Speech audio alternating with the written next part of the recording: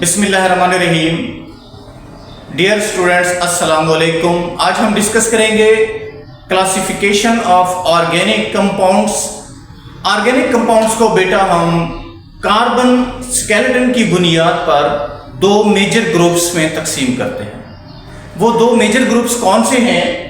एक है जी open chain organic compounds, दूसरा है जी क्लोज्ड चेन ऑर्गेनिक कंपाउंड्स। तो ऑर्गेनिक कंपाउंड्स को दो कैटेगरी में तकसीम किया, ओपन चेन और क्लोज्ड चेन। ओपन चेन को एलिफेटिक कंपाउंड्स भी कहते हैं। एलिफेटिक का क्या मतलब है? एलिफेटिक का मतलब ये है कार्बन की ओपन चेन है। एलिफेटिक का मतलब यही है कि कार्बन एटम्स की एक लॉन्ग चेन, एक ओपन चेन। जिस तरह से मैंने यहां पर ये लाइन लिखी है, तो ये जो लाइन है, इस तरह से अगर हम सीधी लाइन खींचते हैं तो ये एक चेन को जाहिर कर रही है, सीधी चेन को, जिसका ये वाला सिरा इस वाले सिरे से नहीं मिल रहा।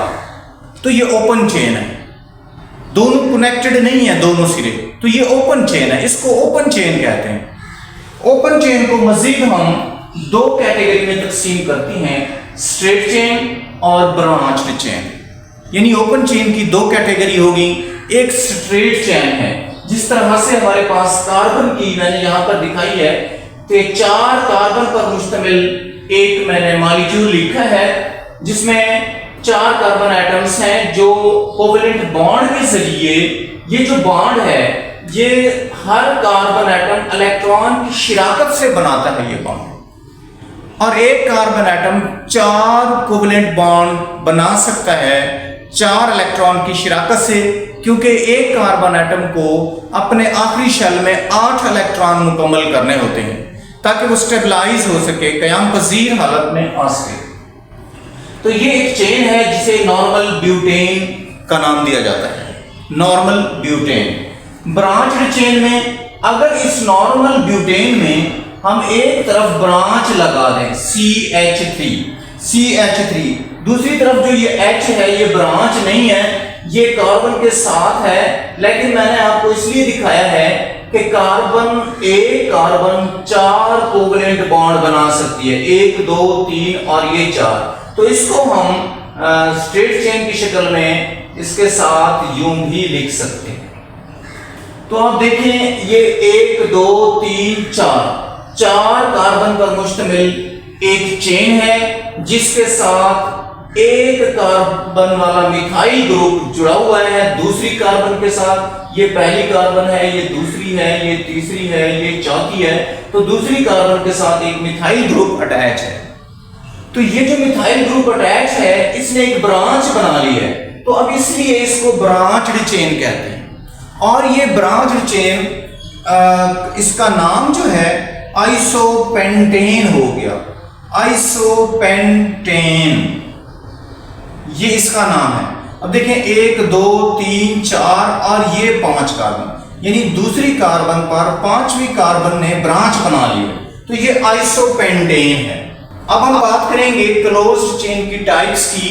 तो बेटा क्लोज्ड चेन की 2 टाइप्स हैं, होमोसाइक्लिक और हेटेरोसाइक्लिक कंपाउंड्स।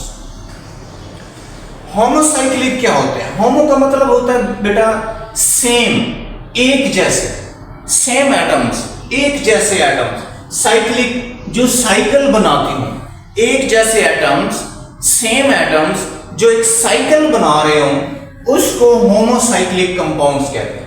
अब ये लॉन्ग चेन थी, लेकिन अगर ये साइकिल बना रहे हैं तो इसी लॉन्ग चेन के जो ये पहले वाला सिरा है और ये जो आखिरी सिरा है, ये दोनों एक दूसरे से इस तरह से मिल जाएंगे, तो ये एक साइकिल बन गया, साइकिल बन गया।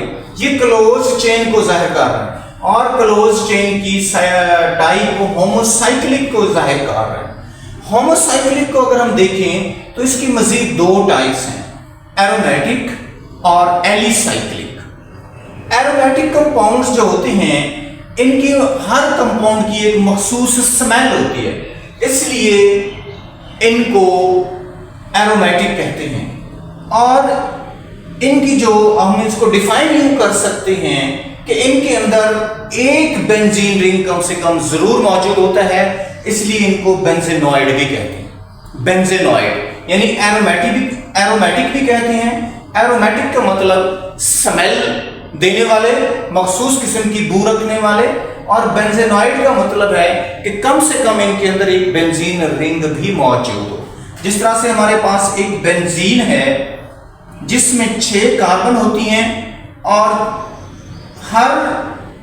जिसमें 6 कार्बन होती हैं और 3 अल्टरनेटिंग डबल बॉन्ड इसके अंदर मौजूद होते हैं। एक ये डबल बॉन्ड, एक इधर आ जाएगा डबल बॉन्ड, और एक ये डबल बॉन्ड। तो ये एक साइकिल है जिसे हम BENZENE बेंजीन कहते हैं। बेंजीन कहते हैं, इसीलिए एरोमेटिक कंपाउंड्स को बेंजेनॉइड भी कहते हैं। इसके देखें आप 6 कार्बन होंगे बेटा, 1 2 3 4 5 6 कॉर्नर हैं।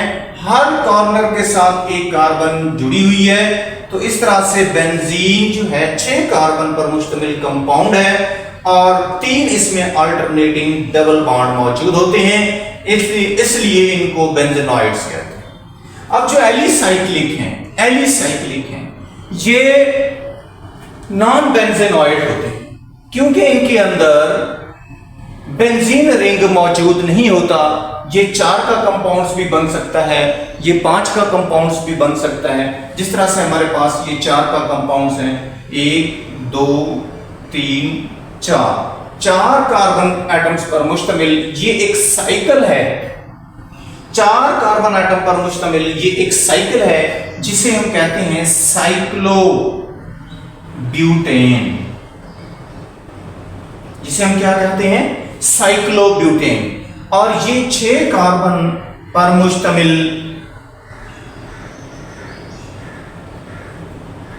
एक साइकिल है जिसे हम कहते हैं साइक्लोहेक्सेन।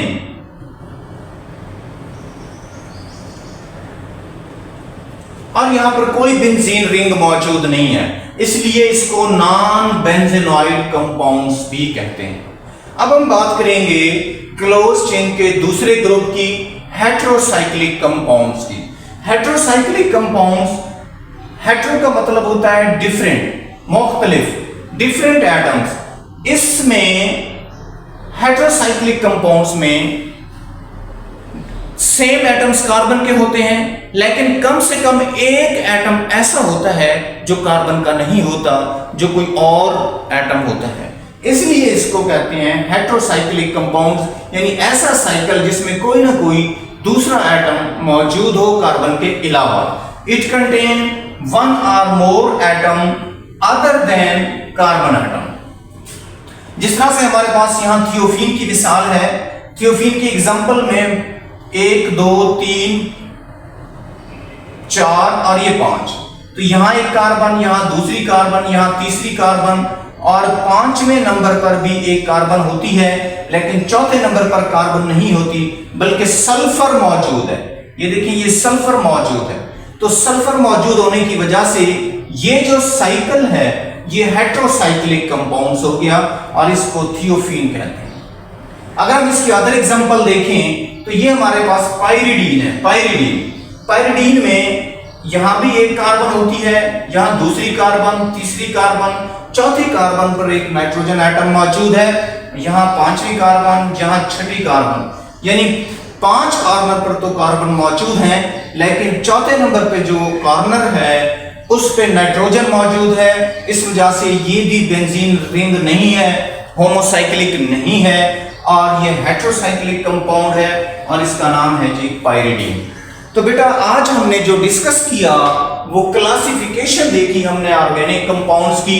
हमने ओपन चेन, क्लोज चेन में इनको तकसीम किया। ओपन चेन को हमने स्ट्रेट चेन और ब्रांच चेन में तकसीम किया और उनकी एग्जांपल्स देखी। होमोसाइक्लिक क्लोज चेन को होमोसाइक्लिक और हेटेरोसाइक्लिक कंपाउंड्स में तकसीम किया। होमोसाइक्लिक की हमने 2 कैटेगरी में इनको हमने तकसीम किया, एरोमेटिक और एलिसाइक्लिक, और उनकी हमने एग्जांपल्स देखी। इसी तरह से हेटेरोसाइक्लिक हमने कंपाउंड्स को स्टडी किया और उसकी हमने यहाँ पर एग्जांपल्स लिखी।